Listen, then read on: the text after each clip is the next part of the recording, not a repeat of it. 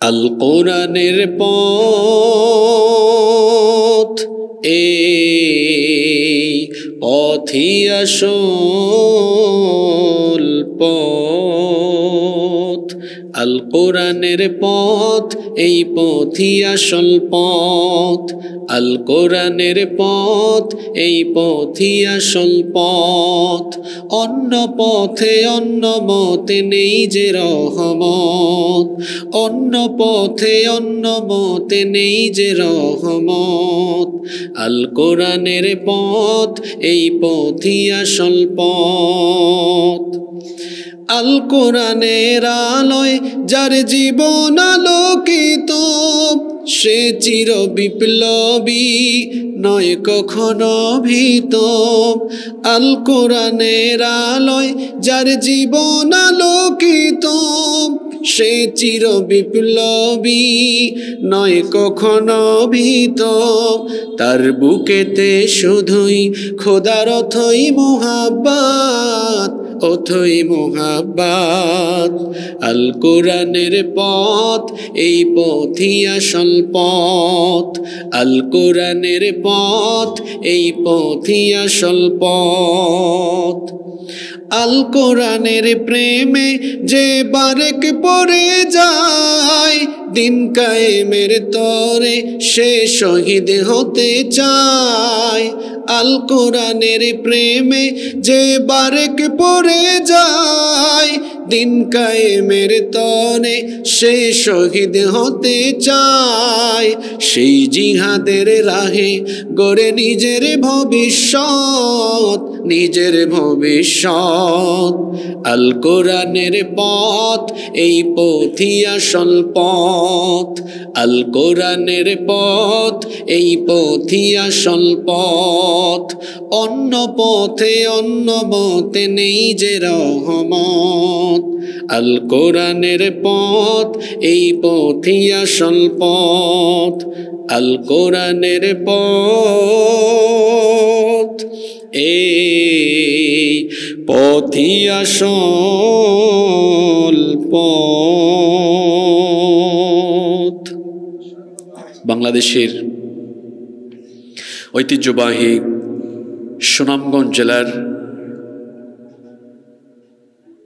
ছাতক উপজেলার অন্তর্গত বাতিরকান্দি গ্রামবাসীর উদ্যোগে আয়োজিত 2 দিনব্যাপী সপ্তম তফসিরুল কোরআন মাহফিলের আজকের প্রথম রজনীর চলমান অধিবেশনের মোহতারাম শ্রদ্ধাভাজন সভাপতি, বিশিষ্ট আলেমে দ্বীন, ইসলামী আন্দোলনের বীর সিপাহসালার,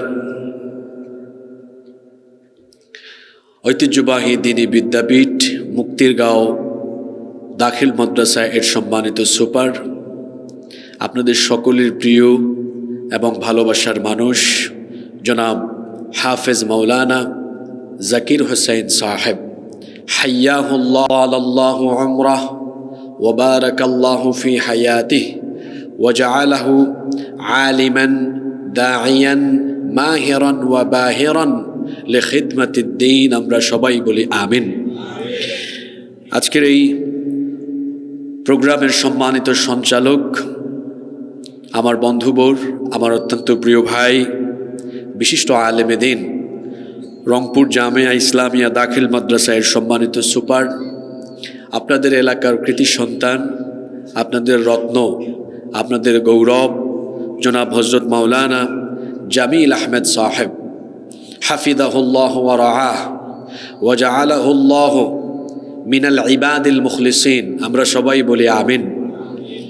উপস্থিত আমাদের মাথার তাজ শ্রদ্ধাভাজন উলামা এ কেরাম, এসেছেন বিভিন্ন প্রতিষ্ঠানের আসাতিদায়ে কেরাম, এসেছেন বিভিন্ন মসজিদের খুতাবা এবং আইম্মা এ কেরাম, আমার সামনে বসা পিতৃতুল্য সম্মানিত মুরব্বিয়ানে ইযাম, যুগে যুগে আল্লাহর জমিনে আল্লাহর দ্বীন প্রতিষ্ঠায় যারা অগ্রসেনানীর ভূমিকা পালন করেছেন, আমার কলিজার টুকরা প্রিয় যুবক, তরুণ এবং ছাত্র ভাইয়েরা, পর্দার আড়াল থেকে শ্রবণরতা সম্মানিতা মা এবং বোনেরা, উপস্থিত মিডিয়ার প্রিয় কর্মী এবং সাংবাদিক ভাইয়েরা, প্রিয় বাতিরকান্দি ছাতক তথা আমার প্রিয় সুনামগঞ্জবাসী, আপনারা সবাই কেমন আছেন? আপনারা সব ভালো আছেন? আলহামদুলিল্লাহ। আমাকেও আপনারা জিজ্ঞেস করেছেন, আপনাদের প্রতি শুকরিয়া এবং কৃতজ্ঞতা জ্ঞাপন করছি। আলহামদুলিল্লাহ আলা কুল্লি হাল ওয়াফি কুল্লি মাকান। আলহামদুলিল্লাহ, মহান রব আমাকেও ভালো রেখেছেন, আমাদের সবাইকে সুস্থতার সাথে বাঁচিয়ে রেখে আজকের এই সুন্দর, বরকতময়, নান্দনিক এবং জান্নাতি এই আয়োজনে আমাদেরকে সামিল হওয়ার তৌফিক যিনি দান করেছেন, গলার আওয়াজ বড় করে সবাই বলেন তো তিনি কে? আল্লাহর নাম বলতে আপনাদের কষ্ট হয়, লজ্জা লাগে, ভয় লাগে নাকি? আমাদের রব কে? আমাদেরকে সুস্থ রেখেছেন কে? এখানে আসার তৌফিক দিয়েছেন কে? সে আল্লাহর জন্য খুশি হয়ে শরীরের সকল শক্তি গলার মাঝ বরাবর এনে আকাশ বাতাস প্রকম্পিত করে কালিমাতুশ শুকর আদায় করছি আলহামদুলিল্লাহ। দুরুদ এবং সালাম পেশ করছি সর্বকালের, সর্বযুগের সর্বশ্রেষ্ঠ মহামানব নবিয়ুনা ও সৈয়দুনা ওয়া কুদওয়াতুনা মুহাম্মাদুর রাসূলুল্লাহ সাল্লাল্লাহু আলাইহি ওয়াসাল্লামের প্রতি, যাকে আল্লাহ তাআলা রাহমাতাল লিল আলামিন হিসেবে এ ধরার বুকে প্রেরণ করেছেন। আল্লাহুম্মা সাল্লি আলাইহি আল্লাহুম্মা বারিক আলাইহি। সম্মানিত উপস্থিতি, মানুষের জীবনে সময় হচ্ছে সবচাইতে গুরুত্বপূর্ণ মূলধন। ঘড়ির কাঁটা থেমে নেই, ঘড়ির কাঁটা ঘুরছে, আর আমাদের জীবনের গুরুত্বপূর্ণ নেয়ামত সময় ফুরিয়ে যাচ্ছে, সময় চলে যাচ্ছে, সময়কে আটকে রাখা যায় না। কোরআনুল কারীমের বরকতময় এই মাহফিলে বসে অপ্রয়োজনীয়, অপ্রাসঙ্গিক, অহেতুক কোনো কথাবার্তা বলে আমরা সময়ের বরকত নষ্ট করতে চাই না। সরাসরি আমরা আল্লাহর কালাম থেকে হেদায়াতি কিছু কথা বলার এবং শোনার নিয়তে এখানে বসব ইনশাআল্লাহ। আমরা যেন দিলের কান দিয়ে শ্রবণ করে হেদায়াতের মন মানসিকতা নিয়ে আমরা এখানে বসে আল্লাহর কালাম শুনতে পারি। মহান রব আমাদের সবাইকে সেই তৌফিক দান করেন। আমরা সবাই বলি আমিন। প্রিয় ছাতকবাসী, আমাদেরকে এই পৃথিবীতে যিনি পাঠিয়েছেন বীর পুরুষের মতো, গলার আওয়াজ বড় করে বলেন তো তিনি কে? আল্লাহ তাআলা পৃথিবীতে পাঠিয়ে তার দায়িত্ব শেষ করেননি, বরং এই পৃথিবীতে আমরা কিভাবে চলবো, চলার পথের একটা দিক নির্দেশনা, একটা গাইডলাইন, একটা গাইডবুক আল্লাহ দিয়েছেন, যার নাম হচ্ছে মহাগ্রন্থ আল কোরআনুল কারীম। এই কিতাব যিনি নাজিল করেছেন, জুড়ে বলেন তো তিনি কে? এই কিতাবে কি আছে? তিবিয়ানাল লিকুল্লি শাই, মানুষের জন্য যা দরকার সবই কিতাবের ভেতরে আছে। আমরা কি বলবো, কি বলবো না, কি খাবো, কি খাবো না, কোথায় যাব, কোথায় যাব না, কি করব, কি করব না, সব কিছু এই কোরআনের ভেতরে আছে না নাই? আল্লাহ বলছেন মা ফাররাতনা ফিল কিতাবি মিন শাই, এই কিতাবে আমি তোমাদের জন্য যা দরকার সব দিয়েছি, একটা বিষয়ও বাদ দেই নাই, সব দিয়েছি। সুবহানাল্লাহ পড়েন। আল্লাহর দেওয়া এই নীতিমালা যারা মেনে চলে তারা হলো আল্লাহর বাধ্যগত গোলাম, আর যারা প্রতিনিয়ত রেগুলার আল্লাহর দেওয়া এই জীবন বিধান অমান্য করে, আল্লাহর দেওয়া বিধান লঙ্ঘন করে চলাফেরা করে, তারা হলো সীমা লঙ্ঘনকারী, তারা হলো পাপী, তারা হলো গুনাহগার। আর মানুষ যত গুনাহ করে, এই গুনাহগুলো দুই ভাগে বিভক্ত। কথা বুঝে থাকলে সবাই বলেন তো, মানুষ যে গুনাহ করে এই গুনাহগুলো কয় প্রকার? যুবক ভাইয়েরা, আপনাদের ব্যাটারি কি ফিউজ হয়ে গেল নাকি? হ্যাঁ, যুবক কথা বলবে যুবকের মতো। আমি আবার দুর্বল মুসলমান দেখতে পারি না। আপনি পুরুষ মানুষ, আপনার চলনে বলনে কথনে পুরুষত্বের বহিঃপ্রকাশ ঘটতে হবে। আপনি যদি পুরুষ হয়ে মহিলার মতো কথা বলেন, মহিলার মতো একটু আঁকাবাঁকা চলনে চলেন, তারপরে কথাবার্তা বলার সময় যদি বা আপনার চলাফেরার সময় যদি একটু মহিলা মহিলা ভাব দেখা যায়, তো পুরুষ হলেন কেন আপনি? পুরুষ তো পুরুষের মতো কথা বলবে। জার্নি করে আসলাম আমি, আর ক্লান্ত হয়ে গেলেন আপনি। হ্যাঁ, এটা কি মেনে নেওয়া যায়? আজকে এখানে আপনারা বেশি জার্নি করে এসেছেন না আমি বেশি জার্নি করে আসছি? আমি জার্নি করে আসছি, তো গলার আওয়াজ স্লো হলে আমার হওয়ার কথা, আপনার হয়ে গেল কেন? হয়তো সবাই খাওয়া দাওয়া করে আসেননি, অসুবিধা নাই। আমরা এখানে কোরআন শুনে তারপরে বাড়ি গিয়ে মোনাজাত শেষ করে, এই মাহফিল শেষ করে বাড়ি গিয়ে খাওয়া দাওয়া করব, লাগবে না এটা ইনশাআল্লাহ। তাহলে জোরে বলেন, মানুষ যে গুনাহ করে, গুনাহগুলো কয় প্রকার? আর একটু জোরে বলেন, 2 প্রকার। নাম্বার 1 কাবাইর, নাম্বার 2 সগাইর। কবিরা গুনাহ, সগীরা গুনাহ, বড় আর ছোট। তবে মনে রাখতে হবে গুনাহ কিন্তু গুনাই, সেটা বড় হোক আর ছোট হোক। তো আপনাদের মনে প্রশ্ন আসতে পারে, গুনাহ যদি গুনাই হয় তাহলে একটা বড় আর আরেকটা ছোট কেন? এর মধ্যে পার্থক্য কোথায়?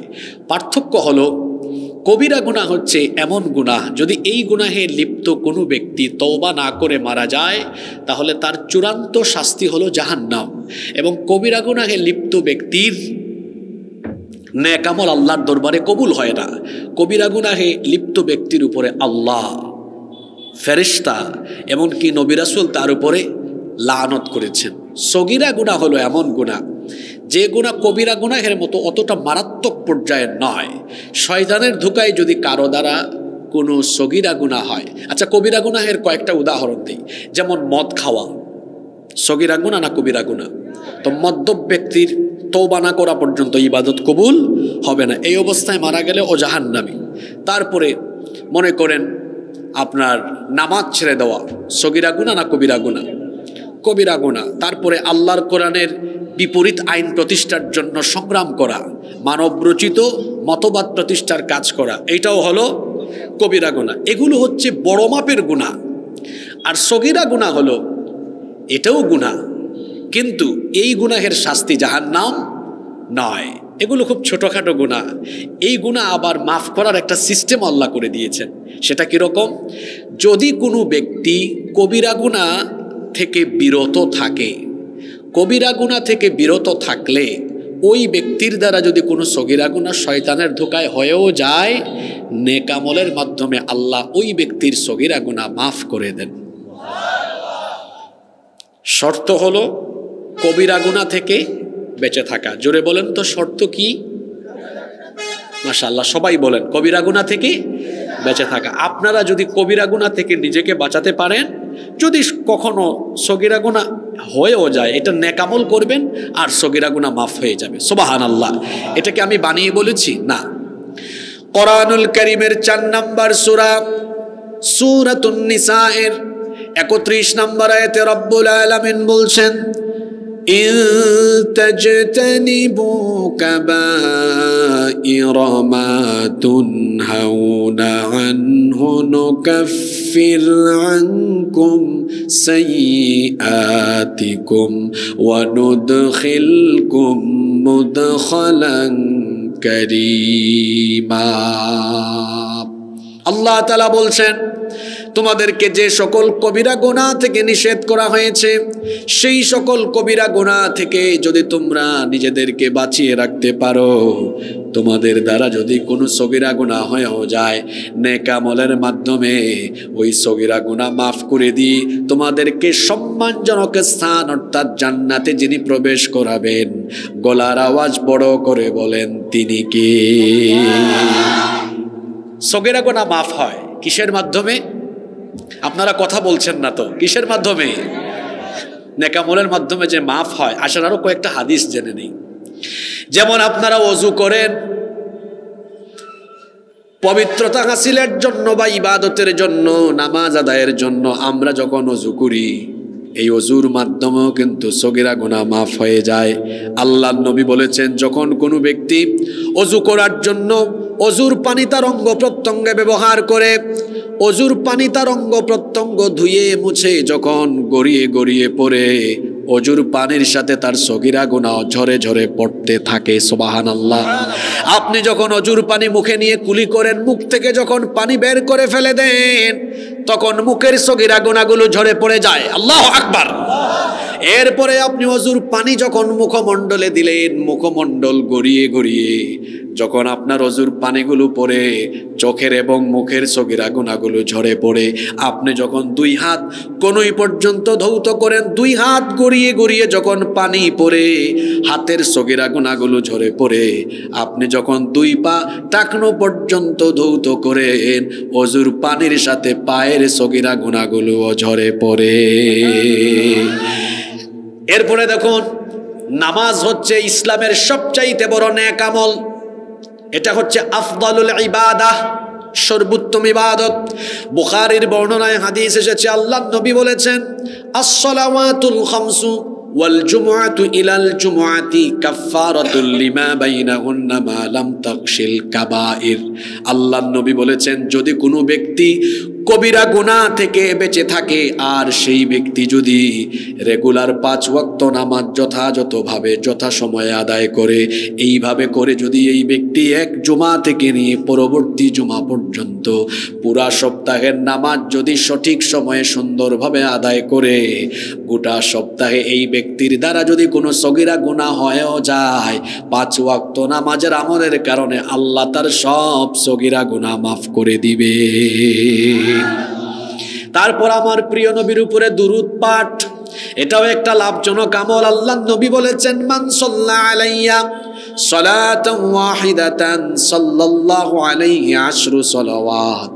আল্লাহর নবী বলেছেন, যেই ব্যক্তি আমার উপরে একবার দুরূদ পড়বে, আল্লাহ ওই ব্যক্তির উপরে 10 বার রহমত নাজিল করেন। সুবহানাল্লাহ। শুধু তাই নয়, আল্লাহর নবী আরো বলেছেন, ওয়া হুত্তাত আনহু 10 খতিআত।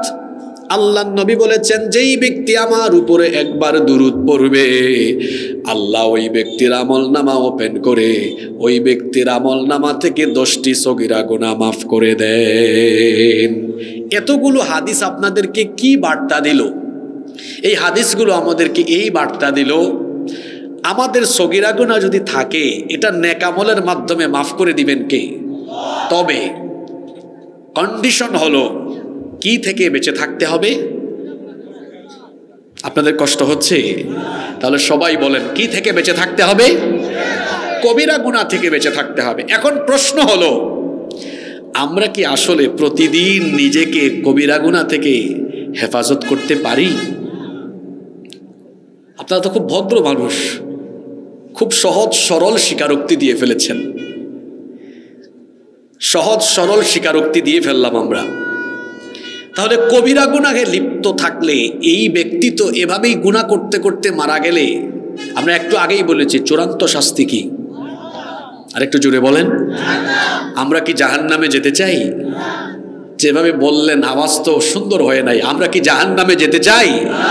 তো জাহান্নাম থেকে বাঁচতে হলে কবিরা গুনাহ থেকে বাঁচতে, কিন্তু দুঃখ ভারাক্রান্ত হৃদয় নিয়ে আপনাদের সাথে এই বিষয়টি শেয়ার করতে হচ্ছে।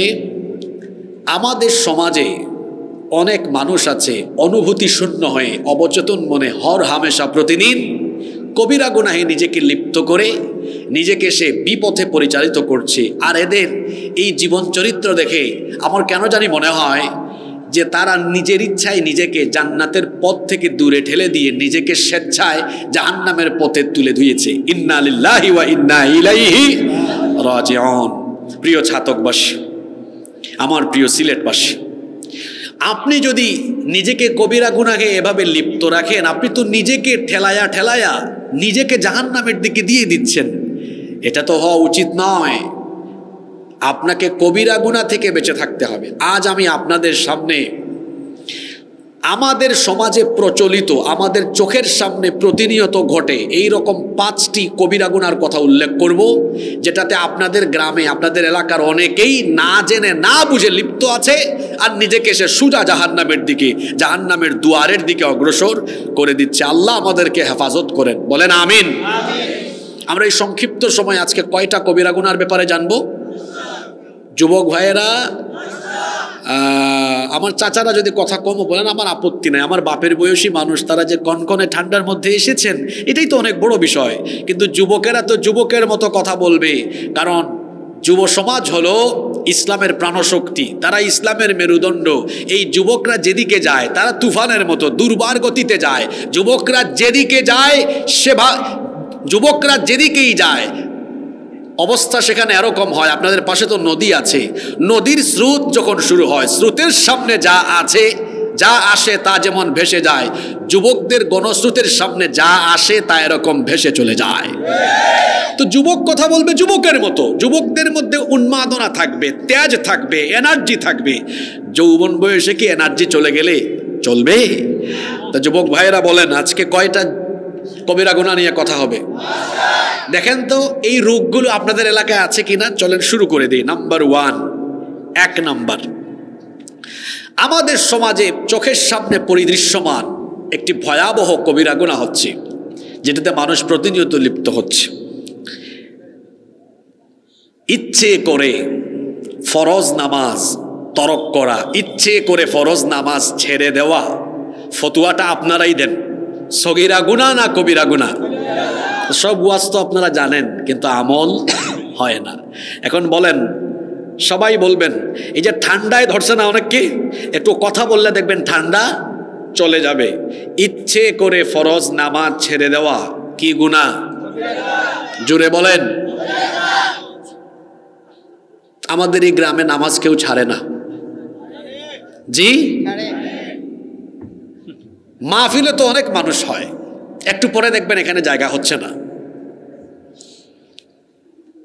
একটু পরে এখানে জায়গা হবে না।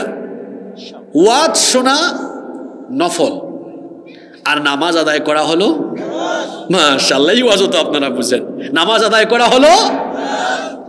আমরা নফলের দিকে বেশি এগিয়ে না ফরজের দিকে বেশি এগিয়ে?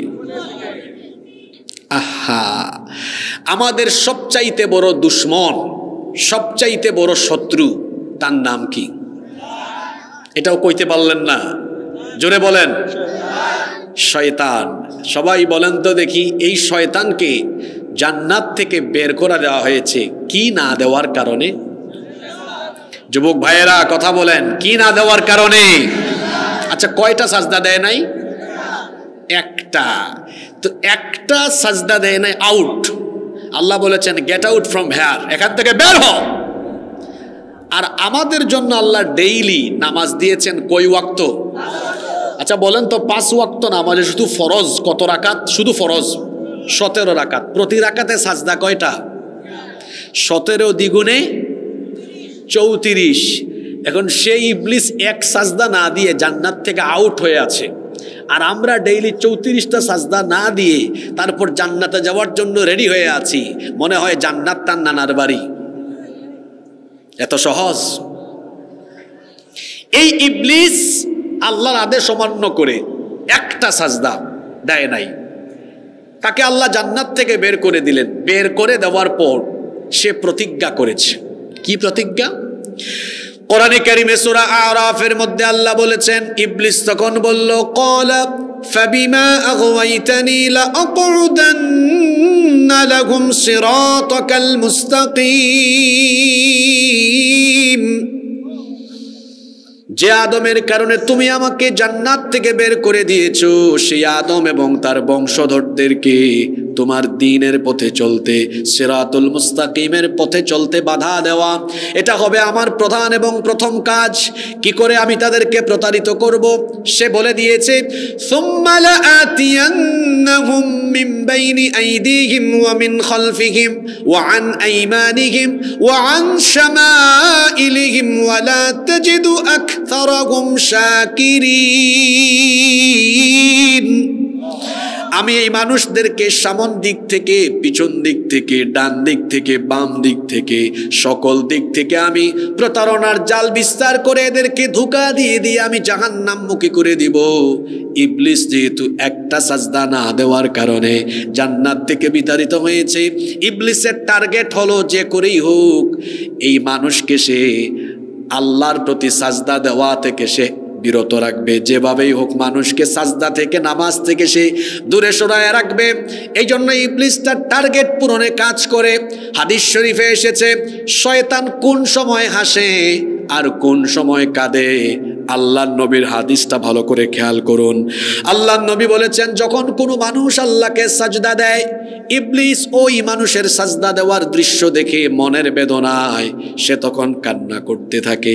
আল্লাহর নবী বলেছেন ওই ব্যক্তির সাজদা যখন ইবলিস দেখে, ইআতাজালাশ শাইতানু ফায়াবকি ওয়া ইয়াকুল, ইবলিস ওই ব্যক্তির কাছ থেকে দূরে চলে যায়, তার সাজদার দৃশ্য দেখে ইয়াবকি, সে কান্না করতে থাকে, ওয়া ইয়াকুল, এবং বলতে থাকে, উমিরা ইবনু আদম বিসসুজুদ, আদম সন্তানকে সাজদা দেওয়ার আদেশ দেওয়া হয়েছে, ফাসাজাদা ফালাহুল জান্নাহ, অতঃপর সে আল্লাহকে সাজদা দিয়ে তার জন্য জান্নাত হাসিল করে ফেলেছে। ওয়া উমিরতু বিসসুজুদ, আমাকেও সাজদার হুকুম দেওয়া হয়েছিল, ফাআবাইতু, অতঃপর আমি সে আদেশ অমান্য করেছিলাম, ফালিন্নার, এই জন্য জাহান্নামের অধিবাসী আমি হয়ে গিয়েছি। এই হাদিস আমাদেরকে কি শিক্ষা দিল? আমরা যখন আল্লাহকে সাজদা দেই, আমরা যখন নামাজে যাই, ইবলিস তখন কাঁদে, আর আমরা যখন নামাজে যাই না, ইবলিস তখন হাসে। কথা যদি বুঝে থাকেন আমার বাবারা, আমার প্রিয় যুবক ভাইয়েরা, বীর পুরুষের মতো জবাব দেন, রেসপন্স করেন, বলেন তো আমরা যখন নামাজে যাই ইবলিস তখন হাসে না কাঁদে? আর আমরা যখন নামাজে যাই না ইবলিস তখন? নাও টেক ইউর ডিসিশন। আজকের মাহফিলে শুধু ওয়াজ শুনে বাড়ি যাব না, জীবনমুখী কথা শুনবো। এখন সিদ্ধান্ত নিয়ে যাবেন আপনি কি প্রতিদিন 5 ওয়াক্ত নামাজের টাইমে এই বেটা শয়তানকে হাসাবেন না কাঁদাবেন? যারা মুখর ভিতরে খের হারাইয়া ডিফা দি বইরছেন তারা কিতা ইবলিসর গেছটা কি খেলাফেতে লইয়া আইছেন না কিতা? তুরা সিলটি মাতিল্লাম, বেজার হয়ে গেলেন আপনারা। মুখর মাঝে খের হারাইছেন না কিতা? আমি কইলাম নমাজের টাইমে আপনি ইবলিস রে আশাইবা না খান্দাইবা, আপনি চুপচাপ হইয়া বইরলা। যারা কইছেন আমরা খান্দাইমু বুঝা গেছে তারা সিদ্ধান্ত লইছেন, আর যারা চুপচাপ আছেন হায় রে হায় লাগের শয়তান থেকে খেলাফত দিয়েছেন যে ভাই সাহেব আমারে আপনার খেলাফতে দৌকা, নমাজের টাইমে আপনারা আমি খুশি করব। ইন্না লিল্লাহি ওয়া ইন্না ইলাইহি। আমার সামনে যত সময় বইবা আপনার না মাইতে থাকতে পারতে যায়, মাথা লাগবো। ক্লাসও যে শিক্ষকে একলা একলা মাতন, ই স্যারের ক্লাসও মানুষে ঘুমাই যায়, আর যে স্যারে খতায় খতায় স্টুডেন্টগুলোরে মাতায়, ই ক্লাস প্রাণবন্ত হয় জমে। আমরা আজকে একটা প্রাণবন্ত আলোচনা শুনিয়া আমলন নিয়তে বাড়ির যাইব ইনশাআল্লাহ। তাহলে বলেন আমরা নামাজে গেলে ইবলিস শয়তান হাসে না কাঁদে? না গেলে এখন বলেন আপনারা, এখানে বলেন, সিদ্ধান্ত নেন 5 ওয়াক্ত নামাজের টাইমে আমরা কি ইবলিসকে হাসাবো না কাঁদাবো? তো কই কাঁদান? আজকে ফজর, জোহর, আসর, মাগরিব, এশা, এখানে আল্লাহর বহু কুতুব আছে যারা এশার নামাজ কাজা করে ওয়াজ শুনতে বসেছে। নামাজ যেদিকে যায় যাক, ওয়াজ ঠিক আছে। আমার দেশে ওয়াজ হয় বেশি, আমল হয় সবচেয়ে বেশি। ওয়াজ শুনে মাইকম্যান, কিন্তু অনেক মাইকম্যান নামাজে। ওয়াজ মাহফিলের আয়োজন করার শোনার মধ্যেই কিন্তু সার্থকতা নয়, বরং আমল করতে হবে। ওই যে আমার দেশের এক কবি কবিতা লিখেছেন, আমাদের দেশে হবে সেই ছেলে কবে কথায় না বড় হয়ে। আমরা কথা বলবো কম, কাজ করব ওয়াজ হবে কম, আমল হবে। কিন্তু এখন পরিস্থিতি হয়েছে উল্টা, আমার দেশে ওয়াজ হয় বেশি, আমল হয়। আমরা আমল করব বেশি, আল্লাহর গোলামি করব বেশি। আজকে মনের দুঃখে কথাটা বলি, আল্লাহর নবীর সময়ে মসজিদ ছিল কাঁচা, মসজিদের ছাদ ছিল খেজুর পাতার ছাউনি দিয়ে তৈরি করা, নিচে ফ্লোরের মধ্যে কোনো টাইলস ছিল না, দামি কোনো কার্পেট ছিল না, মসজিদ ছিল কাঁচা কিন্তু মুসল্লি ছিল পাকা। আর আমার সমাজের মসজিদগুলো এখন একটাও কাঁচা নাই, সব হয়েছে পাকা। কিন্তু নামাজের টাইমে মুসল্লির অভাবে মসজিদ আমাদের পরে থাকে ফাঁকা। এ যেন আল্লাহর নবীর ১৫০০ বছর আগের সেই ভবিষ্যৎবাণীর বাস্তবায়ন। আল্লাহর নবী আমাদেরকে বলে গিয়েছেন, ইয়াতি আলান নাসি জামান, খুব শীঘ্রই মানুষের উপরে এমন এক জামানার অবতারণা হবে, কিয়ামতের আগে এমন একটা যুগ আসবে, সেই সময়ে দেখা যাবে মাসাজিদুহুম আমিরা, মসজিদগুলো হবে চাকচিক্যময়, মসজিদগুলো হবে অত্যন্ত সুন্দর, কোটি কোটি টাকা দামের মসজিদ হবে। ওয়াহিয়া খারাবুম মিনাল হুদা, কিন্তু মসজিদগুলো হেদায়াত শূন্য হবে। মসজিদের মধ্যে হেদায়েতি কার্যক্রম থাকবে না, এমনকি ব্যবস্থাপনায় পর্যন্ত 2 নাম্বারই থাকবে। আল্লাহর নবী বলেছেন, ইন্না মিন আশরাতিস সাআহ, নিশ্চয়ই কিয়ামতের একটা আলামত হলো উলুউন আহলুল ফিসকি ফিল মাসাজিদ, মসজিদগুলোর ভেতরে তাকওয়াবান, পরহেজগার কিংবা ইমাম বা আলেম সাহেবের গলার আওয়াজের চাইতে ফাসেক ফুজ্জারদের গলার আওয়াজ বড় হয়ে যাবে। তাকায় দেখেন আপনার সমাজের মসজিদের দিকে, মসজিদের ইমাম আর খতিবের চাইতে কমিটি সুদখোর, ঘুষখোর, চাঁদাবাজ, টেন্ডারবাজ কমিটির গলার আওয়াজ বড় থাকে। আর আমাদের সমাজের বেশিরভাগ মসজিদের কমিটিতে তাকওয়াবান পরহেজগারিতার ভিত্তিতে কমিটিতে লোক নির্বাচন না করে কার বংশ বড়, কে মেম্বার, কে চেয়ারম্যান, কার ক্ষমতা আছে, কার লোক বেশি, কে কোন দলের পাওয়ারে আছে, এগুলো বিবেচনায় করে আমরা যখন মসজিদ কমিটিতে এই লোকগুলোকে বসাই, ওই মসজিদের ব্যবস্থাপনা তখন দুর্বল হয়ে পড়ে।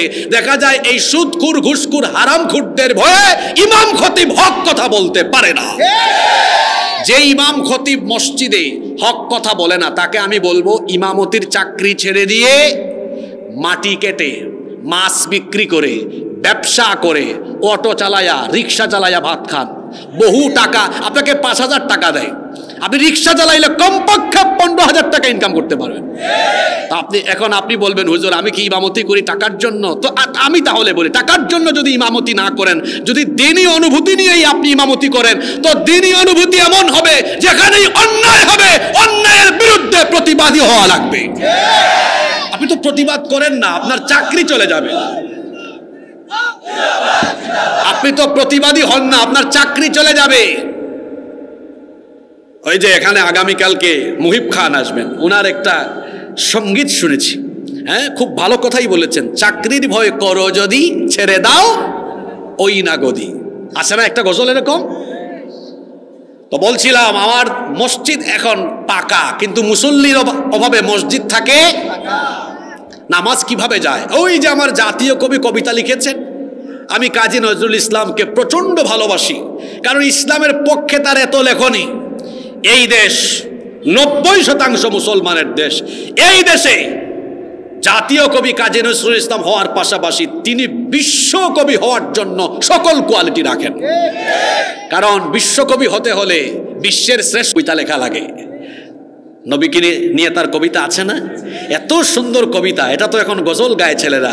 ত্রিভুবনের প্রিয় মুহাম্মদ এলো রে দুনিয়ায়, রে সাগর আকাশ বাতাস, আপনারা পারেন মাশাআল্লাহ। তো জাতীয় কবি একটা কবিতা লিখেছেন, কবিতা হলো ওই যে বাজিছে দামামা বাদ্রে আমামা, শির উঁচু করি মুসলমান। ওই কবিতার শেষের 4টা লাইন এত সুন্দর। এই কবিতার শেষের 4টা লাইনে তিনি আমাদের সমাজের মুসলমানদের খাসলত, চরিত্র তুলে ধরেছেন, কিভাবে আমাদের নামাজ যায়। আমার জাতীয় কবি খুব সুন্দর কবিতা লিখেছেন, ঘুমাইয়া কাজা করেছ ফজর, তখনও জাগনি যখন জোহর, হেলায় খেলায় কেটেছে আসর, মাগরিবের ওই শুনি আজান, এখনো জামাতে হরে শামিল, এখনো এসাতে আছে স্থান, বাজিছে দামামা বাদ্রে আমামা, শির উঁচু করি মুসলমান, দাওয়াত এসেছে নয়া জামানার, ভাঙা কেল্লায় উড়ে নিশান। আল্লাহু আকবার। এটা যেন তিনি আমার সমাজের মুসলমানদের চরিত্র কবিতায় বর্ণনা করে নিলেন। কিভাবে ফজর গেল? কবি বলছেন, ঘুমাইয়া কাজা করেছ ফজর। এই যে ফজরের নামাজ কাজা করলেন, ফজরের টাইমে হাসাইলেন কারে? জোরে বলেন, কাকে? খুশি করেছেন কাকে? ফজরের নামাজে গেলে খুশি হন কে? না গেলে খুশি হয় কে? তো কারে খুশি করলেন? এই যে আপনি নামাজ ছেড়ে দিলেন, ফজরের নামাজটা কাজা করলেন, জোহরের নামাজের আগে আপনার জানাজা রেডি হওয়ার সম্ভাবনা আছে না নাই? আমি গত মাসে আপনাদের এই দুয়ারা বাজারে একটা মাহফিল করে গেলাম গত মাসে। তো আমি লামাকাজি ব্রিজ পাস হওয়ার পরে আমার সামনে এক দম্পতি স্বামী স্ত্রী, এটা এই ঘটনা অনেকে হয়তো জানেন। আমার গাড়ির সামনে আমাকে ওভারটেক করে তারা গেলেন, স্বামী স্ত্রী ট্রাকের চাকার নিচে পড়ে আমার চোখের সামনে মুহূর্তেই মারা গেলেন। গত মাসে একটা অ্যাক্সিডেন্ট হয়েছে না এখানে, জানেন কিনা আপনারা? এটা আমার গাড়ির সামনে, একদম আমার চোখের সামনে শেষ, জীবন চলে যাচ্ছে। যুবক ছেলেরা স্ট্রোক করছে। আমার গ্রামের বাড়িতে গত কয়েক বছর আগে আমার চেয়ে বয়সে কম বয়সী এক ছেলে, তার মারা যাওয়ার খবর আমি শুনলাম। আমি জিজ্ঞেস করলাম, এত কম বয়সে কিভাবে ছেলেটা মারা গেল? বলল, রাতের বেলা হাতে মেহেদি টেহেদি লাগায় ঘুমাইছে, সকালবেলা তার লাশ বের হয়েছে, ডক্টরের কাছে নিয়ে যাওয়া হয়েছে, ডক্টর বলেছে সম্ভবত ঘুমের মধ্যেই স্ট্রোক করেছে। এই যে ফজরের নামাজের সময় ঘুমিয়ে থাকলেন আপনি, জোহরের আগে তো আপনার জানাজা হয়ে যেতে। কেমন করে ঘুমাও তুমি, কেমন করে ঘুমাও তুমি, ফজর করে কাজা, এমনও তো হতে পারে জোহরে জানাজা। হতে পারে কি পারে না? চোখের পলকে লাশ হয়ে যাবেন। এই গজল এটা যিনি গীতিকার, যিনি লিখেছেন, তিনিও 2-3 সপ্তাহ আগে আব্দুল কাদের দুনিয়া থেকে চলে গিয়েছেন, আল্লাহর বান্দা। চোখেরই পলকে তিনি, চোখেরই পলকে তুমি হতে পারো লাশ, চিরতরে বন্ধ হবে তোমারই নিঃশ্বাস, হবে এলান তোমারই নাম মসজিদের মাইকে, হবে এলান তোমারই নাম মসজিদের মাইকে, বাড়িওয়ালা নাই রে, বাড়ি নাই রে দুনিয়াতে, বাড়িওয়ালা নাই রে, বাড়ি নাই রে দুনিয়াতে, বাড়িওয়ালা নাই রে, বাড়ি নাই রে দুনিয়াতে, বাড়িওয়ালা নাই রে, বাড়ি নাই রে দুনিয়াতে। বাড়ি থাকবে, বাড়িওয়ালা থাকবে না। ফজর ঘুমিয়ে শেষ হয়েছে, জোহর ওই সময় আপনার চেতনাই নাই, আসরে খেলাধুলায়, মাগরিবে আড্ডায়, এশার নামাজে তামাশায়, এভাবেই তো আপনার নামাজ কাজা হচ্ছে। এখন আমার প্রশ্ন হলো, আপনার বিবেকের দুয়ারে, আপনার বিবেকের দুয়ারে আমার প্রশ্ন হলো, এই যে আপনি নামাজ কাজা করছেন, করতে করতে বেনামাজি হতে হতে হতে হতে মনে রাখবেন একদিন এই জীবন থেমে যাবে। You will take the test of death. আপনাকে মরণের স্বাদ নিতে হবে। No one can escape from death. মৃত্যু থেকে কেউ পালিয়ে বাঁচতে পারে? দেখেন, আপনার পিতৃপুরুষ কেউ নাই দুনিয়ায়, আপনিও মারা যাবেন, আমার বাবারা, আমার ভাইয়েরা, এভাবে বেনামাজি হতে হতে হতে হতে হতে হতে একদিন জীবন থেমে যাবে। আপনার নাম আর নাম থাকবে না। মারা যাওয়ার পরে কি বলা হয়? আব্দুল সালাম সাহেবের দেহখানাকে আস্তে করে ধরো, নাকি লাশ বলে? নামও আর নাই, লাশটাকে নামাও, লাশ গোসল করাও, লাশের জানাজা দাও, লাশের দাফন করো, বলে না? দাফন করবে, মানুষ চলে আসবে, একটা অনির্দিষ্ট সময় পর্যন্ত কবরে থাকবেন। ইসরাফিল একদিন সিংহা বাজায় দিবে, তারপরে কবর থেকে সব মানুষ উঠে ময়দানে মাহশরে হাজির হবে, আল্লাহর সামনে বিচারের সম্মুখীন সবাইকে হতে হবে। এ বিষয়ে কোনো সন্দেহ আমাদের আছে? জোরে বলেন, সন্দেহ আছে? সেই দিন আল্লাহর সামনে আমরা দাঁড়িয়ে যাব, আল্লাহ হিসাব আরম্ভ করবেন, আল্লাহ আপনাদের কাছ থেকে হিসাব নেবেন। সর্বপ্রথম আল্লাহ সেই দিন মানুষের কাছ থেকে যে আমল সম্পর্কে হিসাব চাইবেন, সে আমল কি? তো ওয়াজ তো সব জানেন, কি ওয়াজ করবো এখানে? ওয়াজ জানেন কিন্তু আমলে। বুখারীর হাদিস, আল্লাহর নবী বলেছেন, ইন্না আউওয়ালা মা ইউহাসাবু বিহিল আবদু ইয়াউমাল কিয়ামাতি মিন আমালিহি সালাতিহি। আল্লাহর নবী বলেছেন, নিশ্চয়ই কিয়ামতের ময়দানে তোমাদের কাছ থেকে আল্লাহ প্রথম যে বিষয়ের যে আমলের হিসেব চাইবেন, সেটা হলো বান্দারে নামাজ নামাজ নামাজ ঠিক মতো আদায় করেছো কিনা। সবার আগে কোন আমল? জোরে বলেন, কোন আমল? তো কি জবাব দিবেন আল্লাহর কাছে? আপনি বলেন, আপনার তো নামাজ নাই, রাসূল বলেছেন বাইনাল আবদি ওয়া বাইনাল কুফরি তারকুস সালাহ, আল্লাহর বান্দা আর কাফিরের মধ্যে পার্থক্য হলো নামাজ ছেড়ে দেওয়া। যার মধ্যে নামাজ নাই তার মধ্যে ঈমান নাই। কয় কি বলেন হুজুর, আপনি আমার নাম জানেন? কি নাম? আমার নামই তো ঈমান আলী। আমার ঈমান আবার যায় কেমনে? আমাদের দেশের বেশিরভাগ মানুষের নামের সাথে কাজের কোনো মিল। তার বাবা তার নাম রেখেছে ফজর আলী, ফজর আলীর কোনোদিন ফজর হয় না, ঘুম থেকে 10টায় উঠে। তার বাপ নাম রেখেছে তার জোহর আলী, জোহর আলী জোহরের নামাজ আদায় করে না।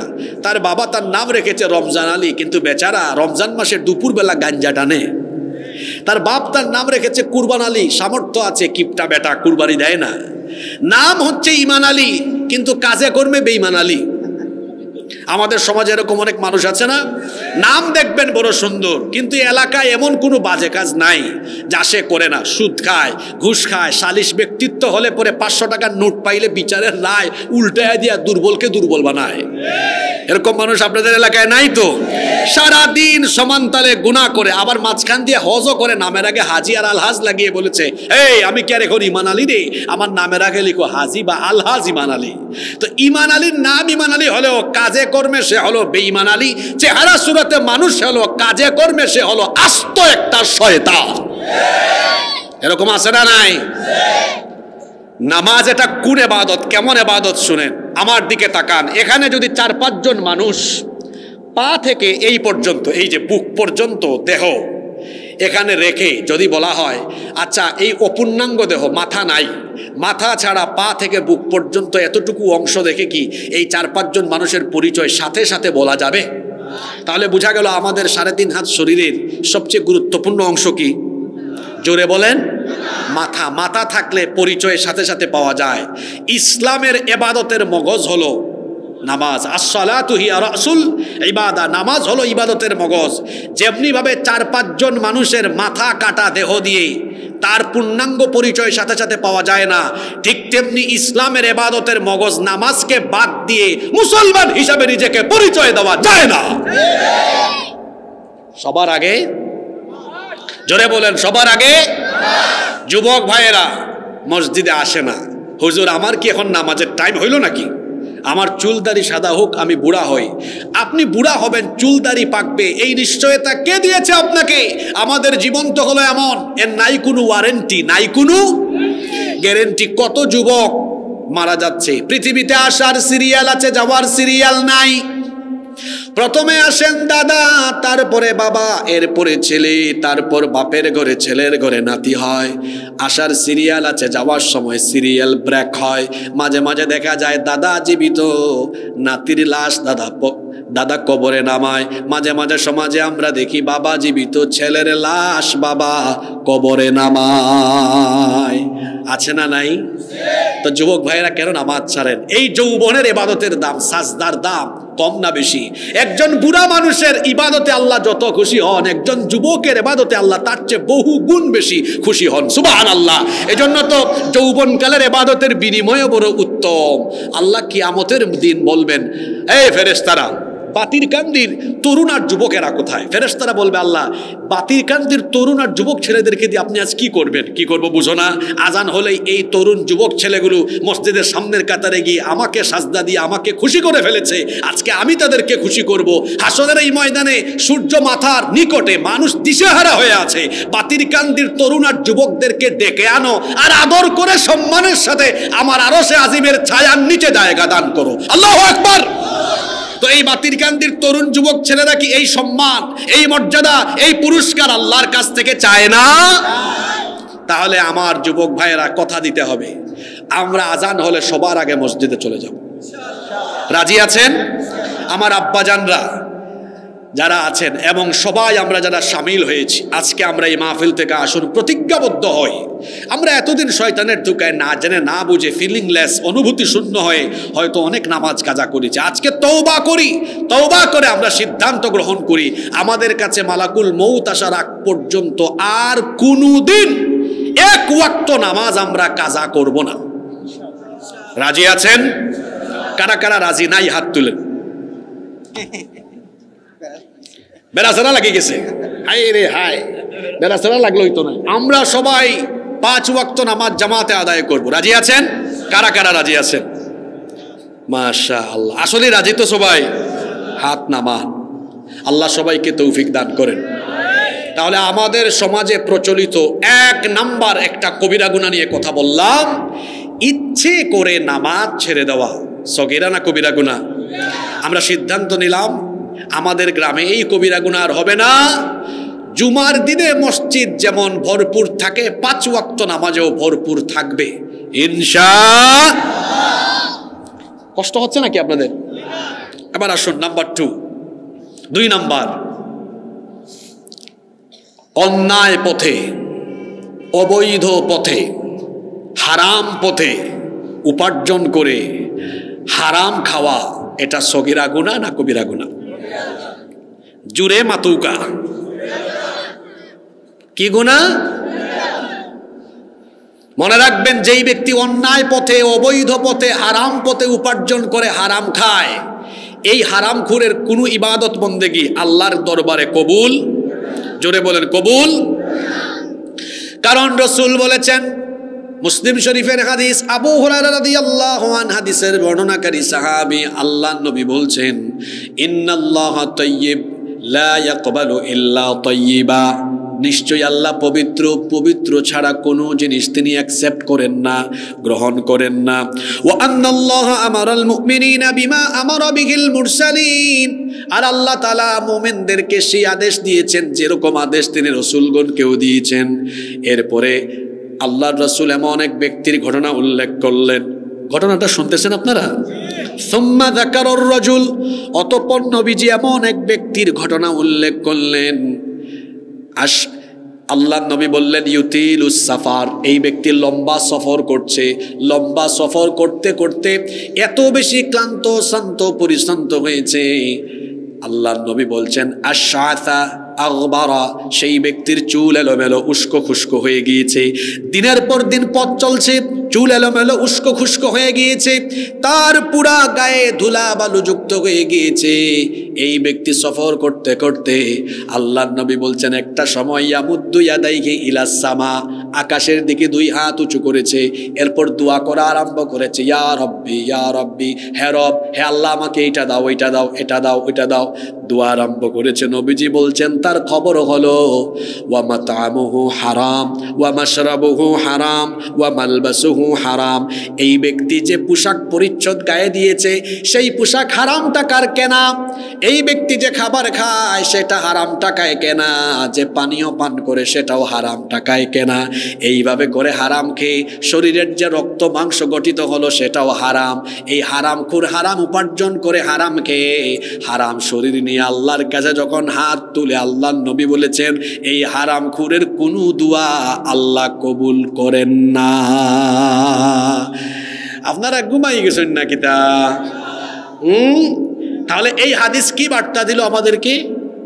হারামখোর, হারাম খায়, এই হারামখোরের কোনো নামাজ, রোজা, হজ, যাকাত, দান, সদকা, ইবাদত, বন্দেগী, দোয়া আল্লাহর দরবারে কবুল। তাহলে কি বোঝা গেল? ইবাদত কবুল হওয়ার, দোয়া কবুল হওয়ার পূর্ব শর্ত হলো কি? খাওয়া। এদিকে অমনোযোগী কয়েকজনকে দেখছি, আমার দিকে তাকান। ইবাদত এবং দোয়া কবুলের পূর্ব শর্ত হলো কি? খাওয়া। জোরে বলেন, কি খাওয়া? এবার নেন তথ্য।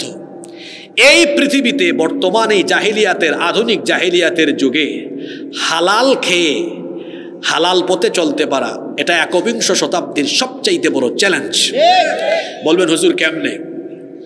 হালাল পথে চলে হালাল খাওয়া, এটা বহু বড় কঠিন কাজ।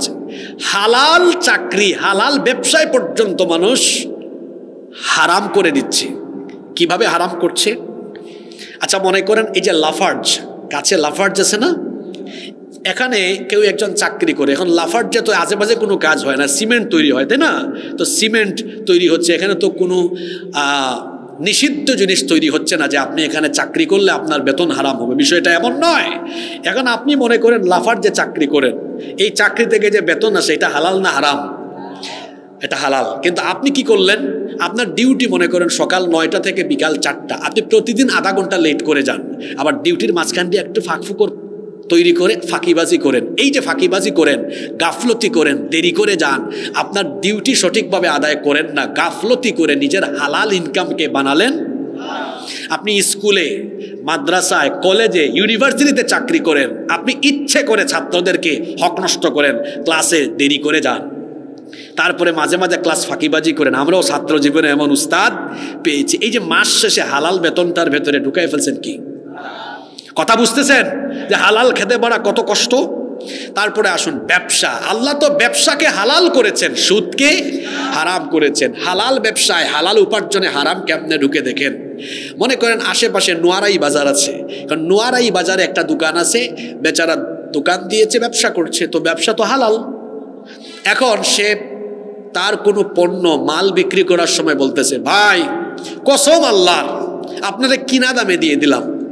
তা আপনাকে যদি কেনা দামে দিয়েই দেয়, তার দোকান ভাড়া আর কারেন্টের বিল এটা কি কাস্টমারের নানার বাড়ি থেকে এনে দিবে নাকি? তো এই যে মিথ্যা বলে হালাল ব্যবসার হালাল উপার্জনকে বানালো কি? হারাম।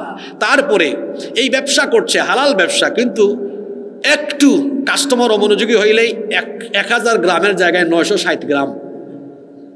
মাছ ব্যবসায়ী একটু অমনোযোগী হইলেই দেখা যায় মিটারে উলট পালট করে ওজনে কম দিচ্ছে। তো এই যে ওজনে কম দিল, হালাল ব্যবসার উপার্জন হালালকে কি বানায় ফেললো? তারপর ধোঁকাবাজি করে কেমনে? উপরে পচা মাছ, নিচে উপরে তাজা মাছ, নিচে পচা মাছ, উপরে ভালো সবজি, নিচে তাজা সবজি। এই যে ধোঁকাবাজিটা করলো, রসুল কি বলেছেন? মান গাশশা ফালাইসা মিন্না, যে ব্যক্তি প্রতারণা করে, ধোঁকাবাজি করে, সে আমার উম্মত হতে পারে। তো এইভাবে করে হালাল উপার্জনে হারাম ঢুকায়, এইরকম কুতুব এই এলাকায় নাই। জোরে বলেন। এজন্য বলেছি হালাল খেতে পারা এটা চ্যালেঞ্জের ব্যাপার। খবরদার হারাম খাবেন না, নিজের শরীরটাকে হারাম বানাবেন না, নিজের বউ বাচ্চাকে হারাম পথের উপার্জিত হারাম পয়সা খাওয়াবেন না। কারণ হারাম খেয়ে হারাম যে শরীর গঠিত হয়, এই শরীর কোনোদিনও আল্লাহর বেহেশতের ভেতরে ঢুকতে পারবে। আর হারামে কোনো আরামও নাই, হারামে কোনো আরাম। যারা হারাম পন্থায় সম্পদ উপার্জন করে, এটা তারা ভোগ করতে পারে না। দেখেন নাই হারাম খুরের দল জনগণের সম্পদ, দেশের সম্পদ ইচ্ছা মতো চুরি করে সম্পদের পাহাড় গড়েছে। জুলাই আগস্টে ছাত্রদের আন্দোলনে সেই সম্পদ ভোগ করতে পারে নাই, সব রেখে চোরের দল জামাতের সাথে পালিয়ে গিয়েছে। তো ভালো মানুষ পালায় নাকি? আপনারা কি তা বেজার হয়ে গেলেন? আপনারা গাঁওতে বাড়ির ভিতরে হামাইছে চুর, রাত 3টার সময় গৃহস্থ সজাগ হয়ে গেছেন, এখন চুর লাগা বাড়ির ওজনে হন্যা করছেন, চুর চুর চুর চুর।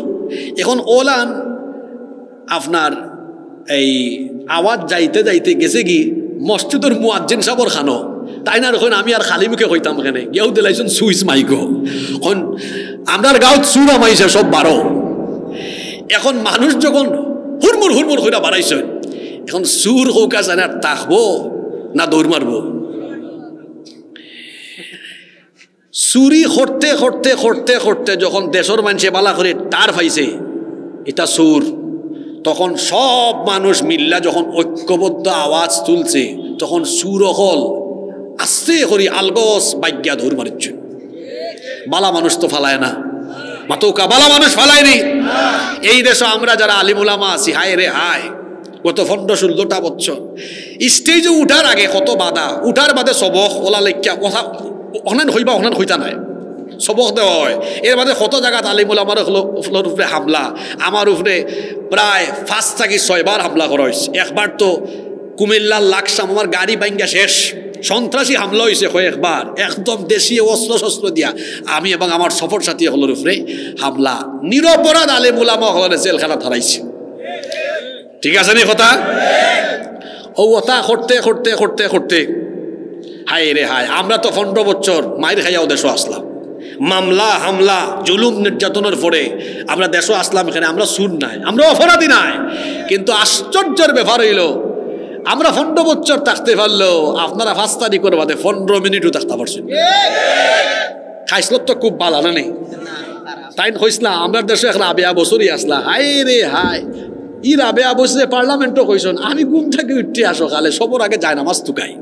ইবাই যায় নামাজও ঠিক আছে, আর ইবাই সমান তালে মানুষ মারার বেলায় তাই খুব ঠাট্টা, আর খালি আলিম ওলামা ধরো আর খালি জেলো হারাও।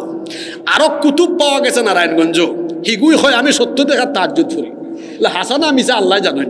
কারণ হে যদি রাত 70 দেখার তাহাজ্জুদ ধরেও ইবাই রাত তাহাজ্জুদও ঠিক আছে, আর ইবাই হারা দিন অন্যায় আর হারাম কাজও আছে, ঠিক না বে ঠিক?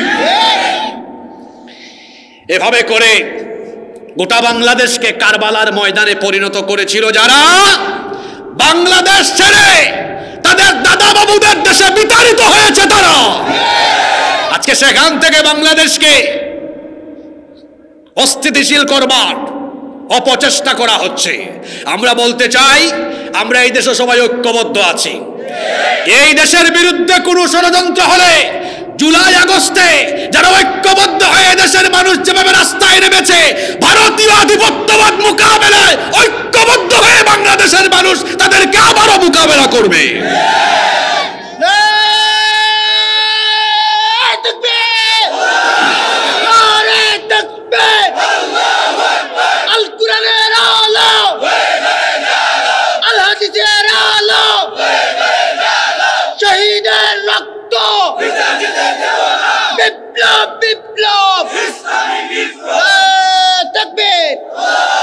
এই যে আমার ভাই বললেন শহীদের রক্ত বৃথা যেতে, আমাদের এখনো হুঁশ ঠিক আছে।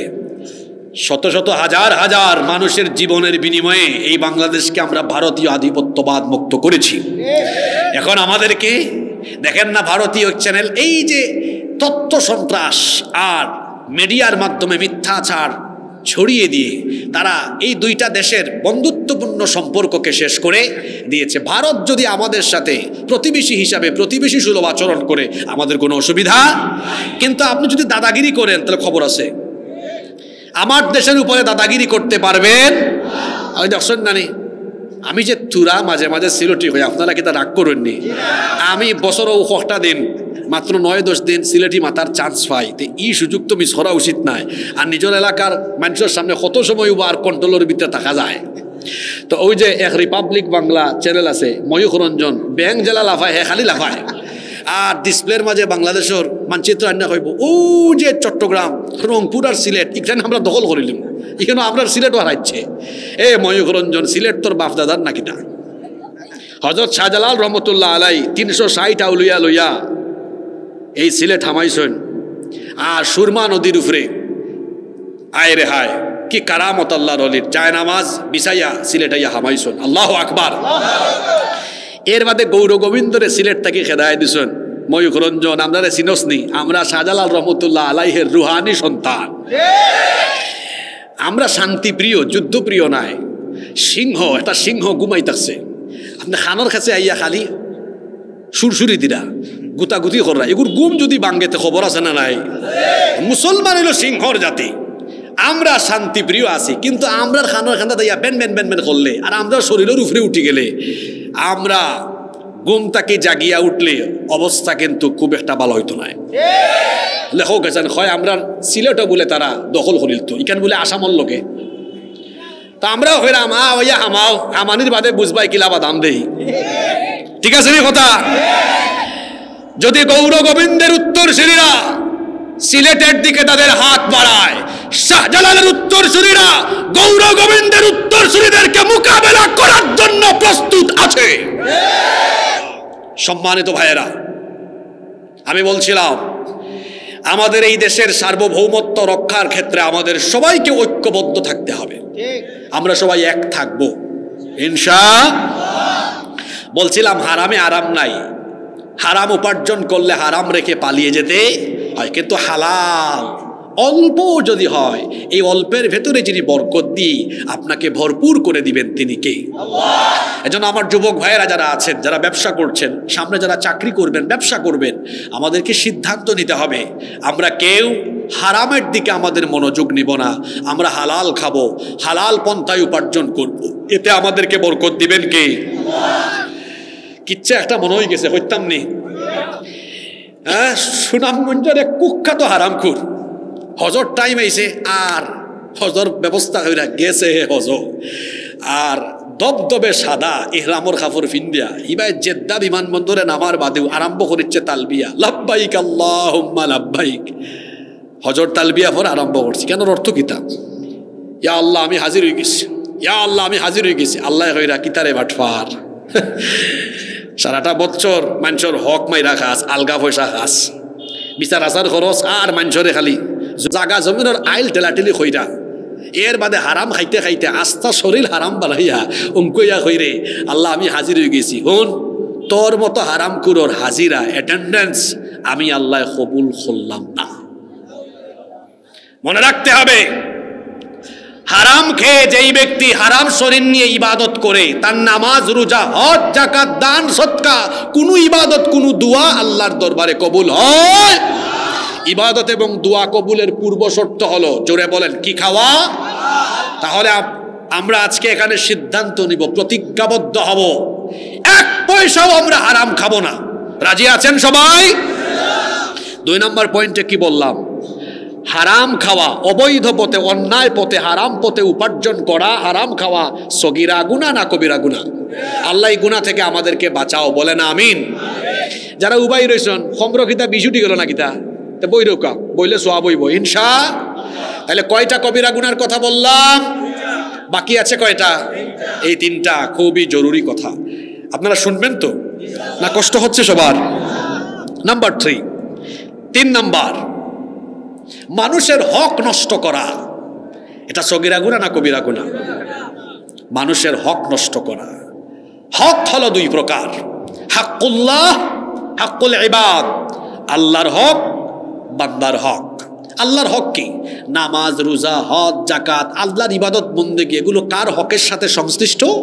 আল্লাহর। মানুষের হক কি? মানুষের হক হলো এই যে আপনি, আপনার পরিবার, আপনার সমাজে যারা আছে এদের সাথে চলনে বলনে কথনে চলাফেরায় মুআমালাতে মুআশারাতে তাদের যে কোনো অধিকার নষ্ট করা মানে হলো বান্দার হক নষ্ট করা। আজ বান্দার হকের ব্যাপারে আমরা কত অসচেতন। সন্তান তার পিতামাতার হক নষ্ট করছে, সন্তান তার পিতামাতার হক নষ্ট করে। সন্তানের দায়িত্ব হলো পিতামাতার খেদমত করা, কিন্তু সে তার মা বাবার খেদমত করে না, মা বাবার চিকিৎসা করায় না, মা বাবার খেদমত করে না, মা বাবার দেখাশোনা করে না। সন্তান তার মা বাবার হক নষ্ট করছে, আবার পিতা মাতা তার সন্তানের হক নষ্ট করছে। সন্তানকে দ্বীনি শিক্ষা দেয় না, সন্তানকে কোরআন হাদিসের আলোকে গাইডেড করে না, সন্তানের হক নষ্ট করছে। ভাই ভাইয়ের ভাই, ভাই বোনের হক নষ্ট করছে। বড় ভাই, পরিবারের বড় ভাই ছোট ভাই বোনদের জায়গা জমি একাই ভোগ করেছে, দখল করে ফেলেছে। এই রকম মানুষ আমাদের সমাজে আছে না নাই? স্বামী স্ত্রীর হক নষ্ট করছে, স্ত্রী স্বামীর হক নষ্ট করছে, প্রতিবেশী প্রতিবেশীর হক নষ্ট করছে। আবার দেখা যায় রাষ্ট্রীয় কোনো দায়িত্ব পেয়েছে, রাষ্ট্রের গুরুত্বপূর্ণ জায়গায় চাকরি করে সেখানেও মানুষকে অর্থনৈতিকভাবে মানসিকভাবে জুলুম করে ঘুষ খায়, স্পিড মানি টেবিল মানি ঘুষ খায়া মানুষের উপরে জুলুম করে মানুষের হক নষ্ট করে। মেম্বার চেয়ারম্যান এমপি মন্ত্রী হয়েছে, জনগণের দায়িত্ব পেয়েছে, জনগণের দায়িত্ব পেয়ে জনগণের হক নষ্ট করেছে, জনগণের সম্পদ ভোগ করেছে, জনগণের সম্পদ নিজের পেটের ভেতরে ঢুকিয়েছে। এই রকম করে পরিবার, সমাজ এবং রাষ্ট্রে মানুষের হক অন্যায়ভাবে নষ্ট করবে যারা, জাহান্নামের অধিবাসী হবে। আজকের গোটা ওয়াজ মুখস্থ রাখতে পারলে পারেন, না পারলে নাই, কিন্তু এই হাদিসটা নিয়ে আজকে আপনারা বাড়িতে যাবেন, জীবন পাল্টে যাবে, জীবন বদলে যাবে। আল্লাহর নবী একদিন সাহাবীদেরকে জিজ্ঞেস করলেন, আতাদরুনা মানিল মুফলিস? ও আমার সাহাবীরা, তোমরা কি জানো নাকি আমার উম্মতের সবচাইতে অসহায় ব্যক্তিটি কে? আল্লাহর নবী যখন এই কথা সাহাবীদেরকে বললেন, সাহাবীরা জবাব দিলেন, ইন্নাল মুফলিসা ফিনা মাল্লা দিরহাম লাহু ওয়ালা মাতা।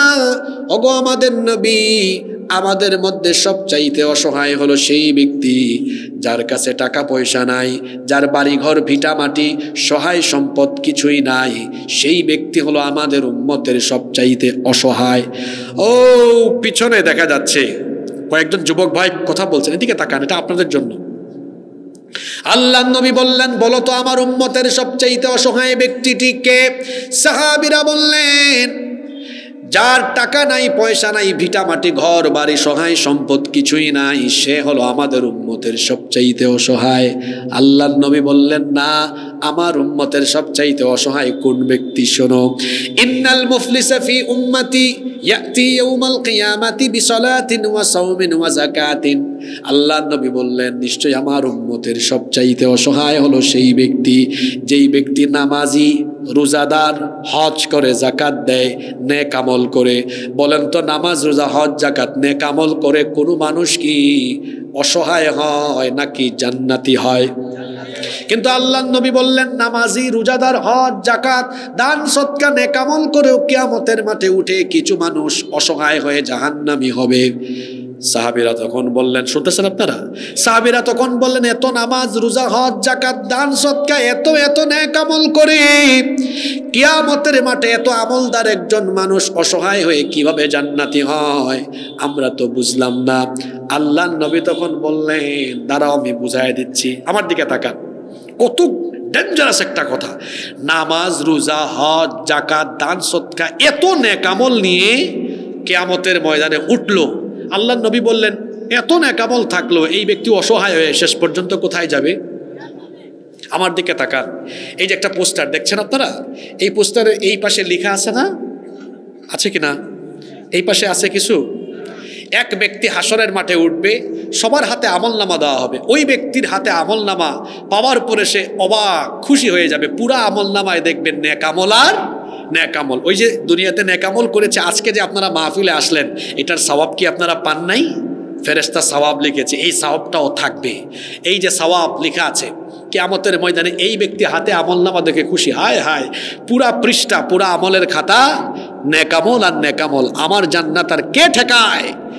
এই ব্যক্তি খুশি হয়ে যখন নিজেকে জান্নাতি ভেবে জান্নাতে যাওয়ার জন্য প্রিপারেশন নিবে, জান্নাতে যাওয়ার জন্য সে যখন প্রস্তুতি নিবে, আল্লাহ বলবেন, এই দাঁড়া, হিসাব আছে, এত সহজ জান্নাতে যাওয়া, এখানে দাঁড়া। আল্লাহ ফেরেশতাদেরকে বলবেন, ওই মানুষদেরকে ডেকে আনো যাদের হক এই ব্যক্তি দুনিয়াতে নষ্ট করেছিল। শুনতেছেন আপনারা?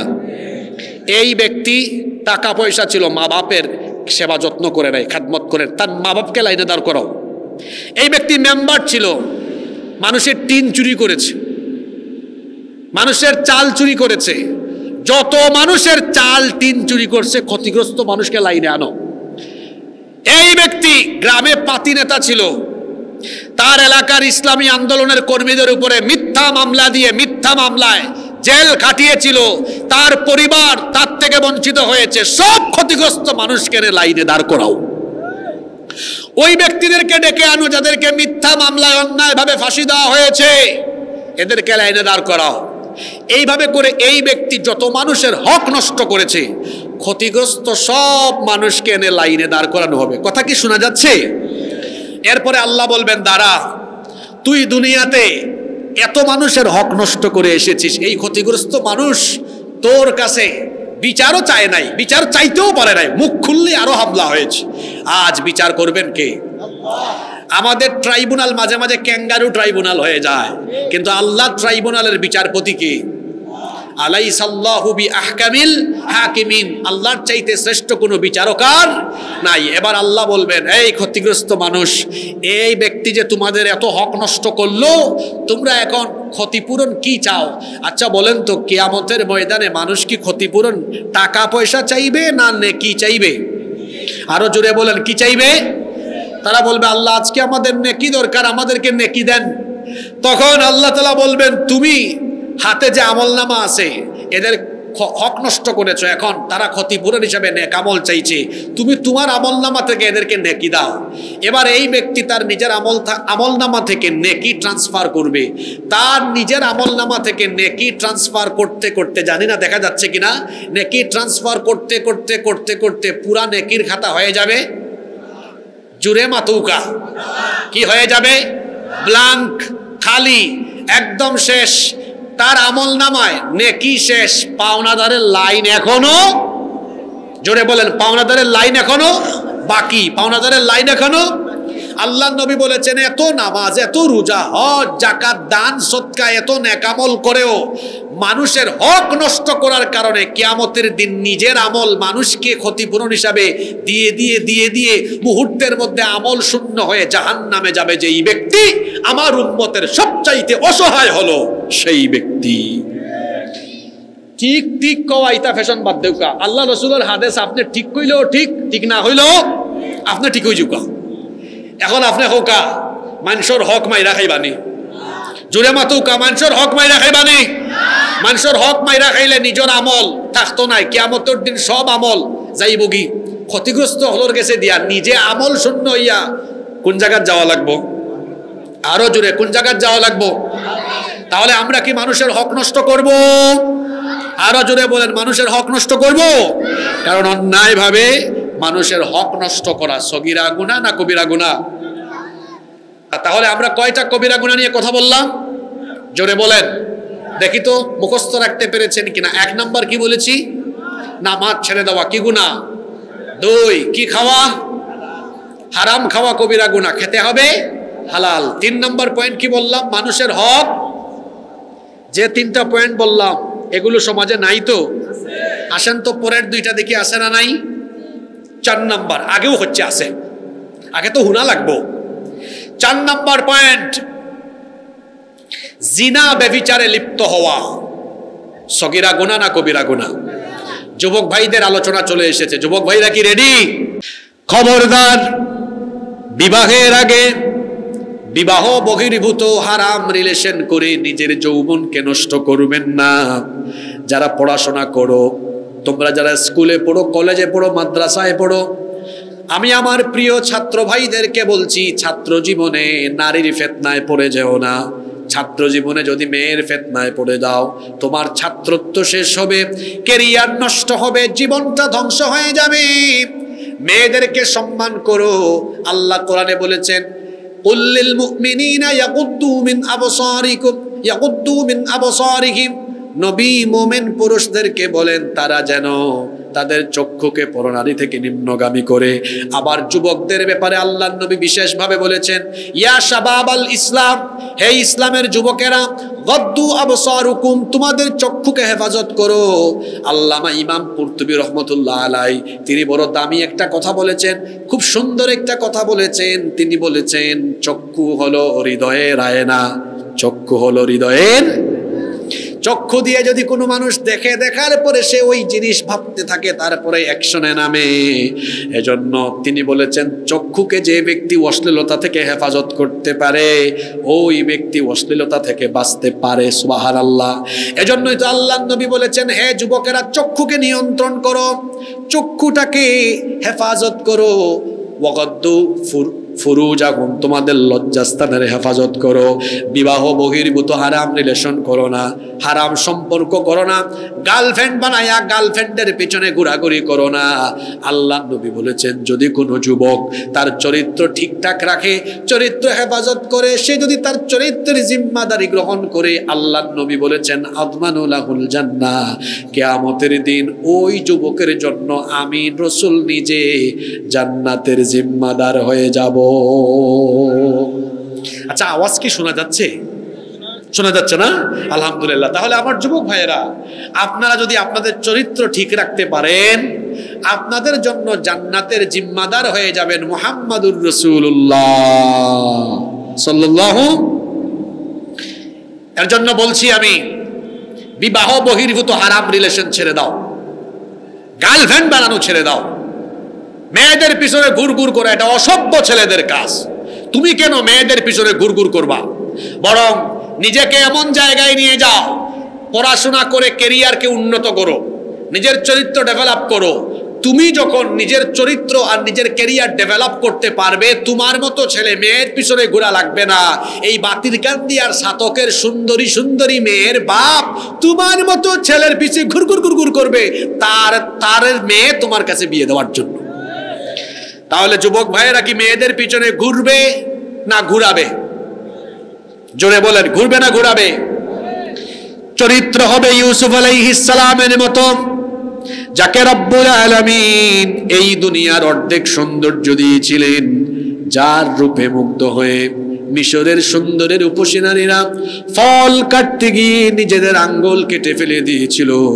ইউসুফ আলাইহিস সালামকে আল্লাহ এত সৌন্দর্য দিয়েছিলেন, যেই ঘরে তিনি লালিত পালিত হয়েছেন সেই ঘরের দুষ্ট নারী জুলাইখা প্রতিদিন ইউসুফ আলাইহিস সালামকে তার চোখের সামনে দেখতে দেখতে রূপের মোহে মুগ্ধ হয়ে পাগল পড়া হয়ে একদিন সে নির্জনে তার দাসীর মাধ্যমে একেবারে খাস কামরা ইউসুফ আলাইহিস সালামকে আহ্বান করলো। তারপরে 7টি দরজা ছিল, সব দরজায় তালা লাগিয়ে দিল, দরজাগুলো বন্ধ করে দিল। এরপরে ইউসুফ আলাইহিস সালামকে সে যখন কুপ্রস্তাব পেশ করলো, সে বলল, এসো আমার কাছে এসে আমার মনোবাসনা পূরণ করো। ইউসুফ আলাইহিস সালাম তিনি তখন মহান আল্লাহকে ভয় করে এই দুষ্ট নারীর ষড়যন্ত্র থেকে নিজেকে রক্ষা করার জন্য আল্লাহকে ভয় করে আল্লাহর উপর ভরসা করে তিনি যখন তালাবদ্ধ দরজার দিকে দৌড় দিলেন, আল্লাহ তাআলা খুশি হয়ে 7টি দরজার সবগুলো তালা আল্লাহ তাআলা তার কুদরতি চাবি দিয়ে তার জন্য খুলে দিলেন। আমি 4 নম্বর পয়েন্টে ছিলাম, জিনা ব্যভিচার। আজকে আমাদের সমাজে জিনা ব্যভিচার কম না বেশি? জোরে বলেন, কম না বেশি? আর জিনা ব্যভিচার সমাজে বেড়ে যাওয়ার আরেকটা অন্যতম কারণ হলো উপযুক্ত বয়সে ছেলে মেয়েদের বিবাহের ব্যবস্থা না করা, মোহরানা চাপিয়ে দেওয়া। মোহরানা বেশি আমাদের সিলেটে, এটা আরও বেশি। আমার বাড়িও তো সিলেটে, যদিও আমি সিলেটের বাইরে থাকি, কিন্তু সিলেট সম্পর্কে তো আমার জানাশোনা আছে। বিবাহের সময় মোহরানা জিকাইরা, ভাই সাহেব আপনার ফুরির খাবিন হতো বা আর কইও না 20 লাখ, বলে নগদ হতো 1 লাখ, বাকি গুণ বাসর গরো মাফ লইলায়। আর এবার হেই ন বাসর গরো আবাগর চুটে হেই না হইরা দিলাও মাফ করে দেখো, বাদ দে সব মাফ, আয় মাফ। আবার যদি কোনো কারণে তালাকুলা কয়, হয় আমার হগুন বাকি গুণ দিলাও, হয় তুমি না মাফ করে দিলাইলা, হয় দিন আবেগের ছুটে দিছি, বিবেক দিয়ে দিছি না। হকা আছে না? খবরদার, মোহরানাকে ফরজ করেছেন কে? আজকে মোহরানা আপনারা কঠিন করে ফেলেছেন, অথচ আল্লাহ এবং রসুলের তরিকা হলো মোহরানা হবে, বলেন মোহরানা হবে সহজ। মোহরানা হবে কি? মুসা আলাইহিস সালামের নাম আপনারা জানেন। মুসা আলাইহিস সালাম ফেরাউনের বংশের এক লোককে 1 থাপ্পড় মেরে দুনিয়া থেকে বিদায় করে দিয়েছেন। ফেরাউন গ্রেফতারি পরোয়ানা জারি করলো, আর তিনি তখন ফেরাউনের গ্রেফতারি পরোয়ানার পরে আল্লাহর হুকুম পেয়ে তিনি মিশর থেকে রওনা করলেন। যেতে যেতে ওই মাদায়েনে গেলেন। জানেন না আপনারা, ওই যে শুআয়ব আলাইহিস সালামের কয়টা মেয়ে? 2টা মেয়ে। এদের পশুর পালকে পানি পান করালেন। এরা বাড়িতে গেল, তাদের বাবার নাম শুআয়ব আলাইহিস সালাম। তিনি বললেন, কি ব্যাপার আমার মেয়েরা আজকে এত তাড়াতাড়ি বাড়িতে চলে আসলে? আব্বা, আজকে তো এক যুবক আমাদেরকে সহযোগিতা করেছে, আমাদের পশুর পালকে পানি পান করিয়েছে। বাবা বললেন, তোমাদের উপকার করলো, যুবকটাকে আমার কাছে নিয়ে আসতা, একটু হাদিয়া দিতাম, পুরস্কার দিতাম। তারা বললো, আব্বা দেখে গিয়ে জায়গা মতো পাওয়া যায় কিনা, আছে কিনা। ওখানে গিয়ে তারা মুসা আলাইহিস সালামকে পেল, বললো, আমাদের আব্বা আপনাকে ডেকেছেন, তিনি আপনাকে পুরস্কার দিতে চান। মুসা আলাইহিস সালাম মেয়েদেরকে বললেন, ঠিক আছে, তোমরা আমার পিছনে যাও, আমি তোমাদের সামনে। যুবক ভাইয়েরা দেখেন, মেয়ে মানুষকে সামনে রেখে পুরুষ মানুষ পিছনে থাকলে ওখানে ফিতনা হওয়ার সম্ভাবনা আছে। তিনি বললেন, তোমরা আমার পিছনে যাও, পিছন থেকে ডিরেকশন দাও, কোন দিকে যাব। তিনি মেয়েদের চোখে চোখ রেখে কথা বললেন না, নিচের দিকে তাকিয়ে কথা বললেন। মেয়েদেরকে পেছনে দিয়ে তিনি পথ চললেন। চলতে চলতে শুআয়ব আলাইহিস সালামের কাছে গেলেন। শুআয়ব আলাইহিস সালাম বললেন, আপনি কে? তিনি পরিচয় দিলেন, আমি মূসা। কোথার থেকে এসেছেন? ওই মিশর থেকে। আরে এত দূরের দেশ, এখানে কেমনে আসলেন? পুরা কাহিনী বললেন। বলেন, এই দেশে আমার কেউ নাই, এই যে মাদিয়ানে আসলাম, এখানে আমার কেউ, আমি বড় অসহায়।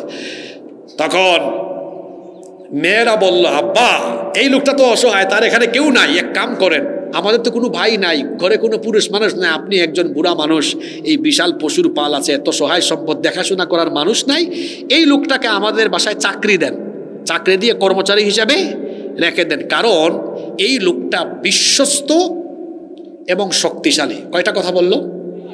বিশ্বস্ত, শক্তিশালী। তখন শুআয়ব আলাইহিস সালাম বললেন, আমার মেয়েরা, এই লোকটা বিশ্বস্ত আর শক্তিশালী তোমরা জানো কেমনে?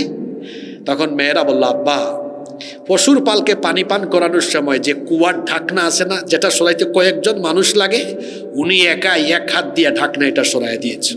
আল্লাহু আকবার! নবীদেরকে এরকম শক্তি দিয়েছেন কি? এত ভিড় ঠেলাইয়া পশুর পালকে পানি পান করিয়েছে, এই যুবক শক্তিশালী, নাইলে এই কাজ কেমনে করলো?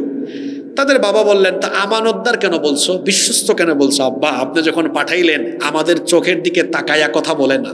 সুবহানাল্লাহ, এটা নবীদের চরিত্র, চক্ষুটা ছিল নিচের দিকে। আর আমরা বাড়ি যখন আনতে যাব কয় আমার সামনে না আমার পিছনে যাও। শোয়েব আলাইহিস সালাম এই দুইটা গুণ দেখলেন। কয়টা গুণ? শক্তিশালী, আর 2 নাম্বার দেখলেন চরিত্র আছে। চরিত্র ভালো না খারাপ? বললেন, আমার আম্মা জানরা শুনো, তাহলে আর চাকরি দিয়ে কর্মচারী বানায় না, এত চরিত্রবান ছেলে যেহেতু পাইছি, তাহলে আর কর্মচারী কেন, একেবারে মেয়ে বিয়ে দিয়া মেয়ের জামাই বানায়া বাড়িতে রাখবো। সুবহানাল্লাহ, মুখিতি বারণ না জানি বারইব কিলা, মনে মনে তো একবারে টিকটি মারি বইছেন যে আমার ফুরি রে ও ওলা বিয়া দিমু, আর ফুয়া বিয়া করাইমু নীরব যৌতুক, একবারে বদনাটাকে লই এসি পর্যন্ত সারা আতাইলিম, এ লাগি মাত মারণ না। এখন হৌকা মুসা নবীরে গেছে শুআইব আলাইহিস সালামে ফুরি বিয়া দিছেন, টেকা পয়সা গড় বাড়ি দেখিয়া না চরিত্র দেখিয়া। আর আপনারা কিতা আগে হইবা, বাবারে তোমার বাড়ি কেন টাইস লাগাইছো নি, কিলা ইখান বাড়িখান কিলা হোক, টেকা পয়সা আসেনি, ঠিক আছে নি কথা?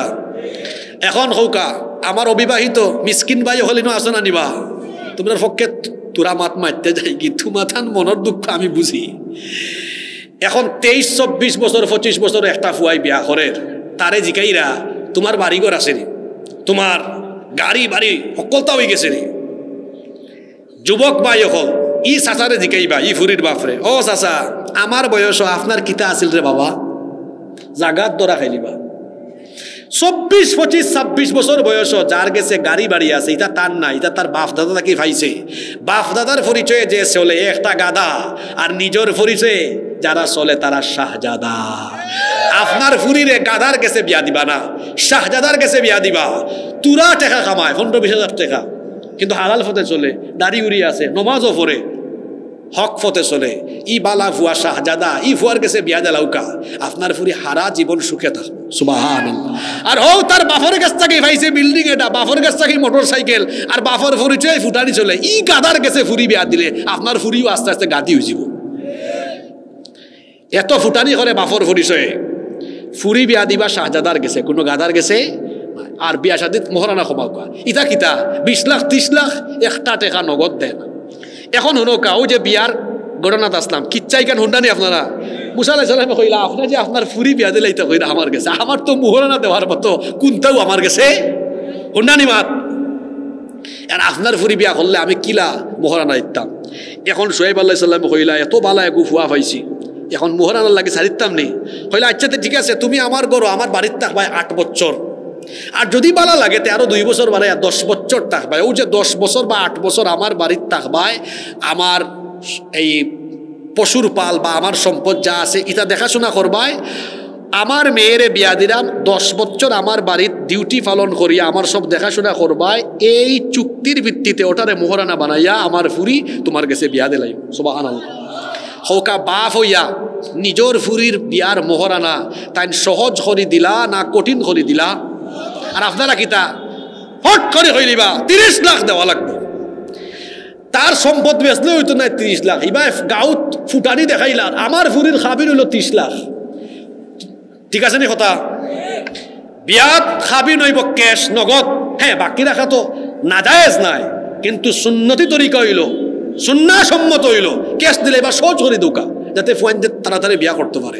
আল্লাহর রসুলের কাছে এক সাহাবী আইসেন, ইয়া রাসূলুল্লাহ আমি বিয়া করতাম, কিতা তোমার কাছে কিতা আছে?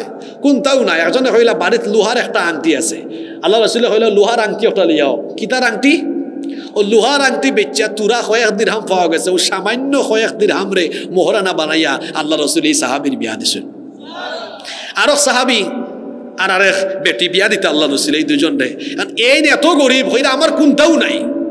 আল্লাহ রসুলে কইলা ও নারীরে, আচ্ছা তুমি কোরআন শরীফ শুদ্ধ করি ফরতায় পারোনি? বলে না। ও বেটারে জিগাইলা তুমি পারো নিবা? বলে হয়। আল্লাহ রসুলে কইলা তুমি এই নারীরে কোরআন বিশুদ্ধ করে শিখাইবাই, ও মোহরানা দিয়া তোমরা দুজনে বিয়া দিয়া দিলাম। সুবহানাল্লাহ। তাহলে মোহরানা কিতা সহজ না কঠিন আছিল? আর অঙ্ক আমরা কিতা করলাম কঠিন বানাইছে করে কিতা হয়েছে। এখন ফুয়ানতে ফুরিনতে টাইম মতো বিয়া করতে পারলা না, এর লাগে ও বাড়ির ফুয়াই ও বাড়ির ফুরিনে লইয়া মারিচ্ছে মাগা। আসেন এলা? খবরদার, অভিভাবক যারা আছেন, মায়েরা, বাবারা, বিবাহকে সহজ করে দেন, তাহলে জিনার দুয়ার চিরতরে বন্ধ হয়ে যাবে ইনশাআল্লাহ। আমার সময় বড় কম, ফারুকি ভাইকে নিয়ে আসেন, আসতেছে। সর্বশেষ পয়েন্ট 5 নাম্বার, আল্লাহর আইন প্রতিষ্ঠার বিপরীতে মানুষের তৈরি করা আইন প্রতিষ্ঠার আন্দোলন করা কবিরা গুনাহ এবং এটা শিরক। এই শিরক কার সাথে? আচ্ছা বলেন তো, আল্লাহর আইনের বিরুদ্ধে আইন বানানো এটা কি ভালো কাজ না আল্লাহর সাথে কুফর? আপনাদের দেশে কি হচ্ছে? আমার দিকে তাকান, বলেন তো, আপনাদের বাতিরকান্দি গ্রামের 17 বছরের ছেলে, 17 বছরের মুন্না 15 বছরের মুন্নিকে যদি বিয়ে করে, আপনাদের দেশের আইনে এটা কি বৈধ না অবৈধ? জোরে বলেন। এটার নাম তারা কি দিয়েছে? বাল্য বিবাহ। আচ্ছা, এখন আল্লাহর আইনে এটা কি হালাল না হারাম? জোরে। তাহলে আল্লাহ করেছেন হালাল, আপনার রাষ্ট্র করেছে হারাম। আবার কোনো কোনো ক্ষেত্রে আল্লাহ করেছেন হারাম, রাষ্ট্র করেছে কিরকম? 17 বছরের মুন্না 15 বছরের মুন্নিকে নিয়ে লাউতলা, ঝাউতলা, বাঁশতলা, বটকাসতলায় বাদাম খায়, এমসি কলেজে, শাহজালাল ইউনিভার্সিটিতে আড্ডা দেয়, কবুতরের জোড়ার মতো বসে একটা একটারে বাদাম খাওয়ায়, ঢলাঢলি মাখামাখি করে। এটা আল্লাহর আইনে হলো অপরাধ এবং হারাম, আপনাদের দেশের আইনে ব্যাপারই না। তাহলে আল্লাহ করলেন হালাল, রাষ্ট্র করলো হালাল। আবার ওই বিয়ে আল্লাহ করেছেন হালাল, রাষ্ট্র করেছে, এটা কি? এটা হলো রাষ্ট্রীয় পর্যায়ে আল্লাহর সার্বভৌমত্ব এবং আল্লাহর ইবাদতে আল্লাহর সাথে শিরক করা। এভাবে যুগের পর যুগ মানুষের তৈরি করা আইন রাষ্ট্রীয় পর্যায়ে রেখে দিয়ে আল্লাহর সাথে কুফর এবং শিরক করা হচ্ছে, আর মানুষ কবিরা গুনাহগার হচ্ছে।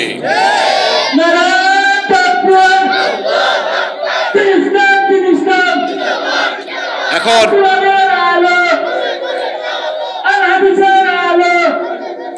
আপনি 100 টাকা দিয়ে আপনার লাইনও এক লগে তুলিয়া দিই, মানে এক লগে মারি দিবা। আমি তো আমার আধা ফটো আটকাইছো না আপনি। আচ্ছা, আপনার হোক মদ মদ মদ ইসলাম হালাল না হারাম? হোক আল্লাহ হচ্ছেন হারাম, আর আপনার দেশও। আমি গত মাসও গুলশানো যাইরাম, পাবনাত মাহফিলও, তো গুলশানো লাঞ্চ করলাম, দুপুরের খাবার খাইতাম। এক রেস্টুরেন্টে আমাইছি, ফাঁসর রেস্টুরেন্টের দিকে সাইনবোর্ড টাঙানো, মাদক নিয়ন্ত্রণ অধিদপ্তরের অনুমোদিত বিশেষ বারের ব্যবস্থা এখানে আছে।